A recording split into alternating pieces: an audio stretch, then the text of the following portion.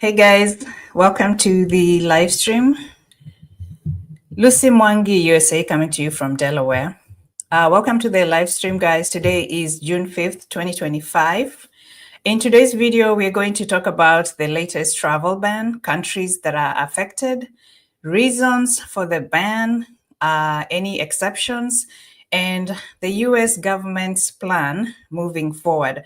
I was going to do a recording, but I figured that would take too long, so I better just jump on the live. This is going to be a short video, a quick review of the proclamation released yesterday by the White House. So welcome to the live. I read the proclamation and I put down some notes. This is a summary of what I learned from it and what I can share with you guys. So first of all, let's talk about the proclamation itself.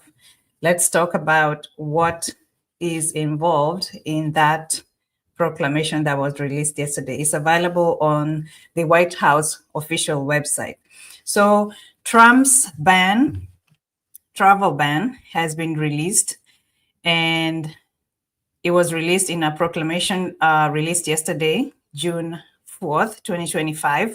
It's going to go in effect on Monday, June 9th, 2025 at 12:01 a.m. Eastern Daylight Time. So that's our time here in the East Coast. So which countries are affected? We have 19 countries affected by the latest travel ban. 12 of those countries face a full travel ban with full suspension, while 7 countries face partial suspension. Let me know if you can hear me loud and clear. I'm using this Yeti mic.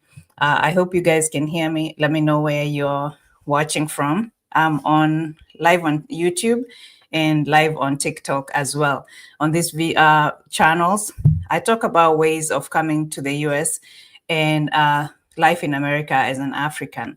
So if you're here, I appreciate you being here. And let me know if you can hear me so that I can continue with whatever information that I have to share with you today. Just send me a high five. Let me know that you can hear me. Let me know where you're listening from or watching from. So we are talking about Trump's latest travel ban. It's affecting 19 countries. Some of them is a partial ban, and others it's a full-blown ban traveling to the US from those countries. So according to the White House official website, the 12 countries facing full travel ban include Afghanistan, Burma, Chad, Republic of the Congo, Equatorial Guinea, Eritrea, Haiti, Iran, Libya, Somalia, Sudan, and Yemen. So those are the countries that are facing a full-blown ban to the United States, effective this coming Monday, June 9th, 2025 at 12:01 Eastern Daylight Time. The 7 countries that are facing partial ban include Burundi, Cuba, Laos, Sierra Leone, Togo, Turkmenistan, and Venezuela. These restrictions distinguish between, but apply to both the entry of immigrants and non-immigrants. So let's talk about the reasons and the justifications for this ban. So one of the reasons and justification for the travel ban is the need for the US to stay vigilant during the visa issuance process to ensure that the aliens approved for admission to the United States do not intend to harm Americans or the national interests of America. This information is available on the official White House website if you want to go read that whole proclamation signed by President Donald Trump. Another reason that they're giving is that some of these countries are deficient with regards to the visa screening and vetting, and many of these countries have taken advantage of the United States in the exploitation of the visa system and their historic failure to accept back their removable foreign nationals. So that's the second reason. The first reason is because they feel like they need to keep the United States safe and they need to be strict about protecting the United States and the interest of the American people. The second reason is they feel like some countries don't have strict measures in the vetting process and screening of the visa applicants, and therefore they feel like these countries should be restricted or banned from coming to the United States. The other reason they're giving is that when people overstay their visas or people go through the process of deportation and they need to be removed from the United States, these countries are not accepting back their removable foreign nationals. And then the other reason they're giving is that people are overstaying their visa. So they come here and they overstay their visa.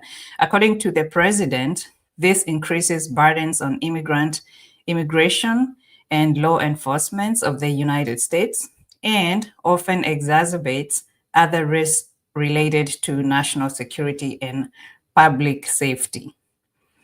So those are the reasons and justifications for this latest travel ban, which is going to be effective June 9th, 2025, which is just Monday, this coming Monday.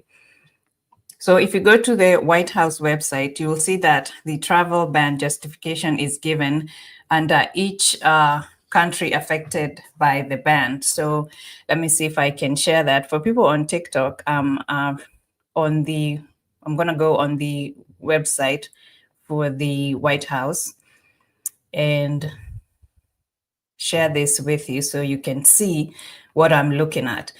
It's restricting the entry of foreign nationals to protect the United States from foreign terrorists and other national security and public safety threats.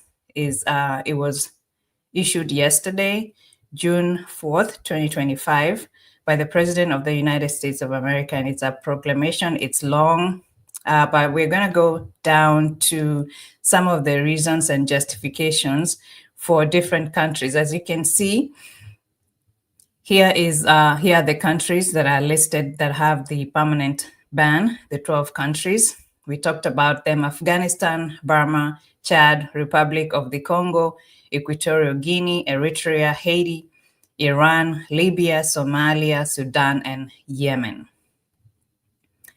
The 7 countries that are facing partial restrictions and limit to coming to the United States are Burundi, Cuba, Laos, Sierra Leone, Togo, Turkmenistan, and Venezuela. So if you scroll down, you can see why the different countries are having these restrictions. For example, if we go down to Congo, let's see, the Republic of the Congo. They're saying that according to the overstay report, I didn't even know there's something called the overstay report. I've never seen it, but apparently there's an overstay report. The Republic of the Congo had a B1, B2 visa overstay rate of 29.63% and an FM and J visa overstay rate of 35.14%. So the entry to the United States of nationals of the Republic of the Congo as immigrants and non-immigrants is hereby fully suspended. So under each country, they give reasons why they are issuing these suspensions, whether it's partial or whether it's full-blown suspension.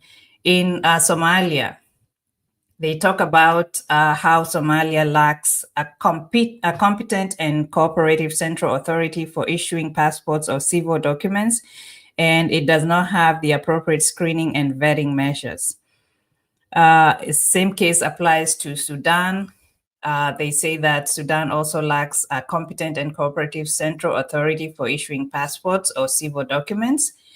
And they also have an overstay rate for the B1, B2 visas, 26.3%, and for the FM and J visas, which are student visas, student-related visas, 28.40%.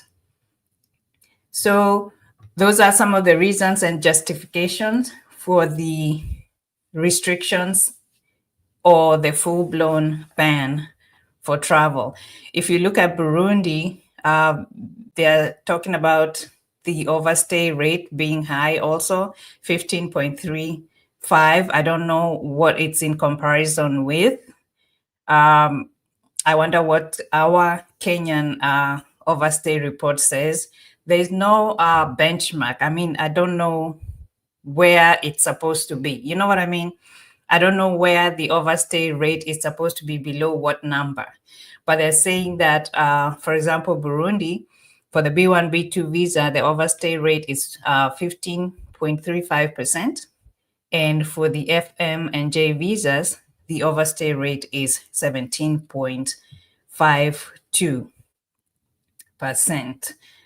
So by partial suspension, they're saying that the consular officers shall reduce the validity for any other non-immigrant visa issued to nationals of Burundi to the extent permitted by law. So they're going to be more strict. They're going to be more strict as far as issuing visas. They're going to do more screening and vetting. So as far as the scope and implementation of suspensions and limitation, the proclamation says that it applies to foreign nationals of the mentioned countries who are outside of the US on the effective date of June 9th, 2025. So if you're outside the country, you come from these countries, and your visa, you don't have a valid visa, then you will be affected by these travel bans. So if you don't have a valid visa on June 9th, 2025, so those two categories. So let's go down here to the scope and implementation of suspensions and limitations.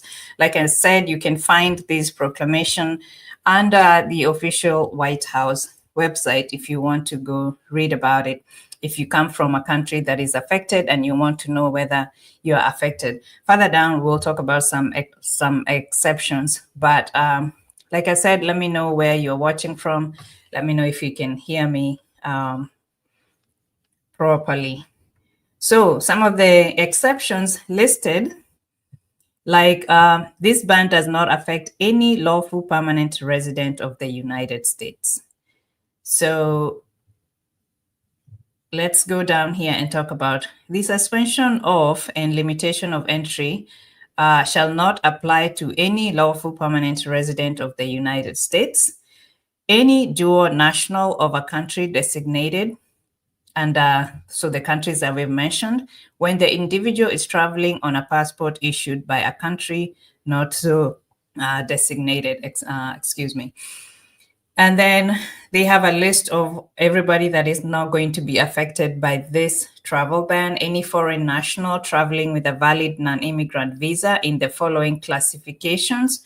All these A1, 2, A1, A2, C2, C3, G1, G2, G3, G4, NATO 1, 2, 3, 4, and 5, and 6. Another category of people that are not going to be affected is any athlete or member of an athletic team, including coaches, persons performing a necessary supporting role, and immediate relatives traveling for the World Cup, for example, for the Olympics or other major sporting event as determined by the Secretary of State. Another category of people that will not be affected by the ban include immediate family immigrant visas. So the IRs, CR1, CR2, IR1, IR2, but they will have to have a clear and convincing evidence of identity and family relationship, for example, proof by DNA, etc. Adoptions will not be affected. That is IR3, IR4, IH3, IH4. Afghan special immigrant visas, special immigrant visas for United States government employees, and immigrant visas for ethnic and religious minorities facing persecution in Iran. So those are the exceptions for this travel ban.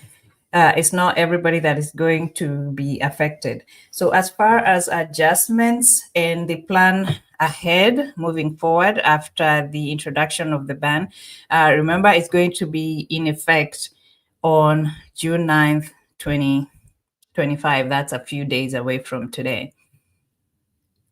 So the Secretary of State, together with the Attorney General, the Secretary of Homeland Security, and the Director for Intelligence, they're all going to devise a process to determine whether any suspensions or limitations should be continued, terminated, modified, or supplemented. They plan to do a review within 90 days of the effective date of the ban and every 3 months after that. So they will review to see whether the countries are complying with whatever restrictions that they put in, whether they are following whatever they put across, and then they will review after 90 days, and then after that they will review every 3 months to see whether they should keep the restriction, modify it, supplement it, or lift it. You know what I mean? So that's a quick review of Trump's latest travel ban, which will be in effect on June 9th, 2025 at 12:01 Eastern Daylight Time. So I just thought I would jump here and let you know about it if you don't know about it, or just give you an update if you haven't heard about it. All right, so that's all I had for you today. Thank you for watching my live. Let me know what your thoughts are. If your country is affected. Let's continue this conversation on the comment section. Let me know what you think. Lucy Mwangi USA. I'll see you guys on my next video.